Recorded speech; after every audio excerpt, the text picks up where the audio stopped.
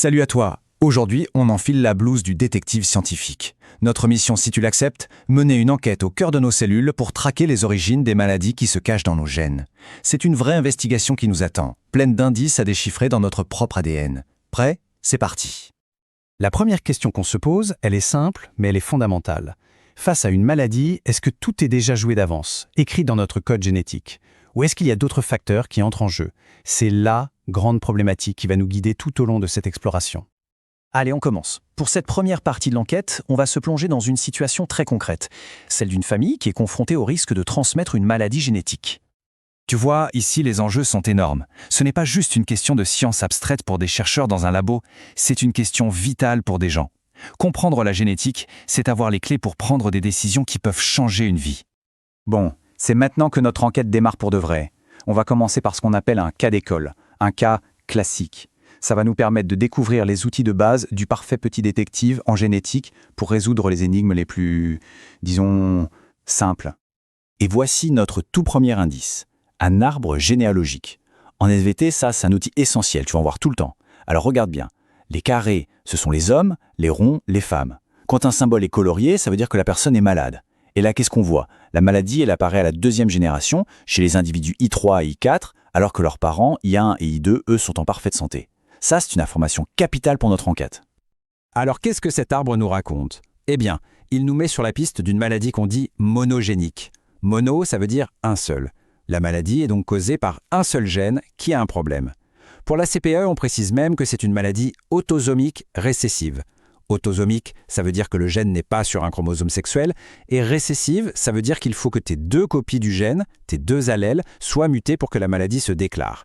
Du coup, les parents I1 et I2, ils sont ce qu'on appelle des porteurs sains. Ils ont un allèle normal et un allèle muté, et donc ils ne sont pas malades. Et là, voilà la preuve, l'arme du crime si tu veux. C'est une comparaison de la séquence d'ADN du gène UROS.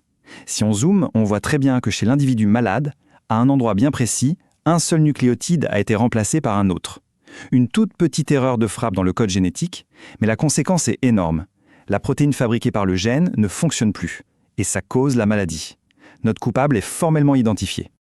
L'affaire semblait simple, hein? Un coupable, une preuve, affaire classée. Mais attention, coup de théâtre. Toutes les enquêtes génétiques ne sont pas aussi faciles. On va maintenant s'attaquer à un nouveau cas, beaucoup plus complexe, où notre modèle avec un seul gène ne va plus du tout suffire. Voici notre nouveau défi, la DMLA. C'est une maladie des yeux qui touche surtout les personnes âgées. Et le problème, c'est que quand on regarde les arbres généalogiques des familles touchées, on ne voit aucun schéma de transmission simple et clair comme pour la CPE. Le mystère s'épaissit. On a affaire à un cas beaucoup plus coriace. Première pièce à conviction pour la DMLA. Ce graphique nous montre deux choses hyper importantes. D'abord, la prévalence, c'est-à-dire le nombre de cas, explose avec l'âge. Ensuite, on voit que ça varie selon les populations. Ça ne peut donc pas être l'histoire d'un seul gène qui déraille. C'est clair, d'autres facteurs entrent en jeu. Ok, là c'est un point absolument crucial à comprendre, la grande distinction à faire. D'un côté, on a les maladies monogéniques, comme la CFPE. Une cause unique, un coupable facile à trouver. De l'autre, on a les maladies multifactorielles, comme la DMLA. Et là, c'est une autre histoire. La maladie est le résultat d'un cocktail complexe entre plusieurs gènes de prédisposition et des facteurs liés à l'environnement et au mode de vie. Alors comment les scientifiques font pour peser l'importance de chaque facteur? Ils utilisent un outil statistique qu'on appelle l'odds ratio. En gros, ça mesure à quel point un facteur augmente le risque d'avoir la maladie. Si on regarde ce tableau, on voit que certaines versions de gènes augmentent le risque. Mais le plus dingue, c'est le tabac. Fumer multiplie le risque de développer la DMLA par 3,64. C'est juste énorme, et ça prouve sans l'ombre d'un doute que notre mode de vie a un impact majeur. Voilà un exemple typique de ce qu'on te demande au bac, savoir lire et interpréter des documents scientifiques. En analysant ces données, on peut conclure que la DMLA est bien une maladie multifactorielle. C'est l'interaction entre le vieillissement, la génétique et le mode de vie, comme le tabac ou l'alimentation, qui va déterminer le risque pour chaque personne. Bon, on a posé le diagnostic, on a identifié les coupables ou les complices. Maintenant, la grande question c'est: est-ce qu'on peut faire quelque chose? Est-ce qu'on peut réparer tout ça? Eh bien, la science a développé des outils assez incroyables pour traiter ces maladies génétiques. La thérapie génique, c'est un peu comme faire une mise à jour de nos cellules. Le principe, c'est d'aller livrer une version saine et fonctionnelle d'un gène pour remplacer celui qui est défaillant. Dans cette méthode dite ex vivo, on prélève des cellules du patient, on les corrige en labo grâce à un virus modifié qui joue le rôle de livreur pour le bon gène, et hop, on réinjecte les cellules corrigées dans le corps. Et alors, est-ce que ça marche? La preuve que oui, la voici. Ce graphique suit la production d'une protéine, l'ALD, chez des patients après le traitement. Regarde bien, la courbe des patients traités grimpe et se stabilise à un niveau élevé. Ça veut dire quoi?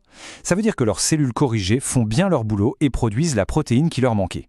C'est la preuve concrète que ces thérapies ont un potentiel immense. Et le futur de la réparation génétique, il ressemble à ça. CRISPR-Cas9. C'est une révolution. Imagine des ciseaux moléculaires d'une précision folle, capables d'aller couper l'ADN à un endroit très précis pour enlever le morceau défectueux et le remplacer par le bon. C'est un outil encore plus puissant pour éditer directement notre génome. Toute cette science, au final, à quoi elle nous sert dans notre vie de tous les jours? Eh bien, elle nous donne le pouvoir. Comprendre son risque génétique, ça permet de faire des choix éclairés pour prendre sa santé en main. Prenons un autre exemple, le diabète de type 2. C'est aussi une maladie multifactorielle. Bien sûr, il y a des prédispositions génétiques. Mais des facteurs comme l'alimentation ou le fait de faire du sport jouent un rôle absolument déterminant. Connaître son risque, ce n'est pas une fatalité, c'est une opportunité d'adapter son comportement pour réduire ce risque. Et voilà, le fameux schéma bilan, qui résume tout ce qu'on vient de voir. C'est la vision d'ensemble, la big picture. Tout part des mutations. Soit elles mènent à une maladie monogénique simple à diagnostiquer et qu'on peut essayer de traiter par thérapie génique, soit elles participent à une maladie multifactorielle. Et dans ce cas, la clé, c'est d'identifier tous les facteurs de risque génétiques et environnementaux pour pouvoir agir en prévention.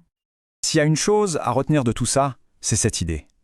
La formation génétique, ce n'est pas une condamnation, ce n'est pas un destin tout tracé. Au contraire, c'est un pouvoir, le pouvoir de comprendre et surtout le pouvoir d'agir. C'est une responsabilité. Évidemment, ce pouvoir immense de lire et de modifier l'ADN, ça soulève de sacrées questions. La technologie avance à une vitesse folle. C'est pour ça que la société doit mettre en place des règles du jeu, des garde-fous éthiques, comme ce traité, pour s'assurer que tout ça est utilisé pour le bien de l'humanité et dans le respect de chaque personne. Notre enquête se termine donc sur une question ouverte. C'est sans doute l'un des plus grands défis de notre époque. Réparer les maladies, c'est formidable. Mais jusqu'où peut-on aller? Jusqu'où doit-on aller? C'est une réflexion qu'on doit tous avoir en tant que scientifiques et en tant que citoyens. Merci d'avoir mené cette enquête avec moi.